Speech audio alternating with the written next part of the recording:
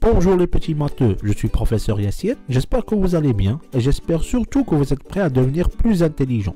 Notre leçon d'aujourd'hui est la multiplication, mais cette fois des nombres décimaux.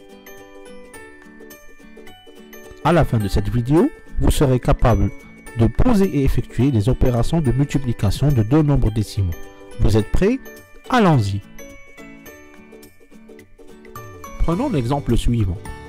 24,32 multiplié par 4,5. Premièrement, je pose l'opération sans prêter attention à la virgule, comme ça. Deuxièmement, on effectue l'opération, c'est comme s'il n'y a pas de virgule.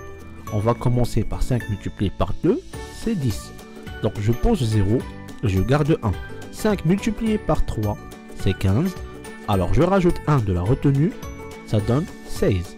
Je pose 6 et je garde 1. 5 multiplié par 4 est égal à 20. Je rajoute 1 de la retenue, donc ça va donner 21. Donc je pose 1 et je garde 2.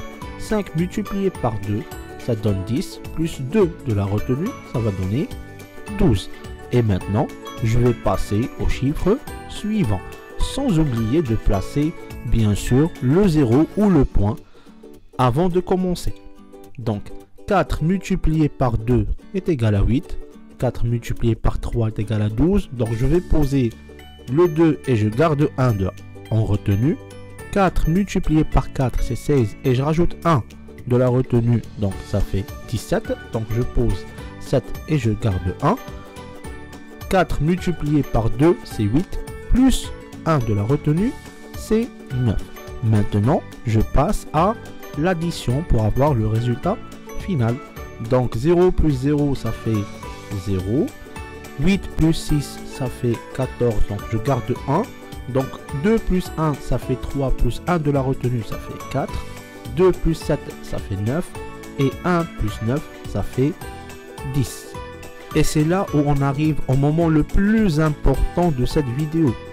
Il faut compter combien on a de chiffres après la virgule dans les deux nombres qu'on a multipliés. Par exemple, ici, on a 2 chiffres après la virgule dans le premier nombre et 1 chiffre après la virgule dans le deuxième nombre. Ce qui fait au total 3 chiffres. Donc, il faut laisser 3 chiffres après la virgule au résultat en commençant par la droite. Donc, je commence par 1, 2, 3 et je pose ma virgule.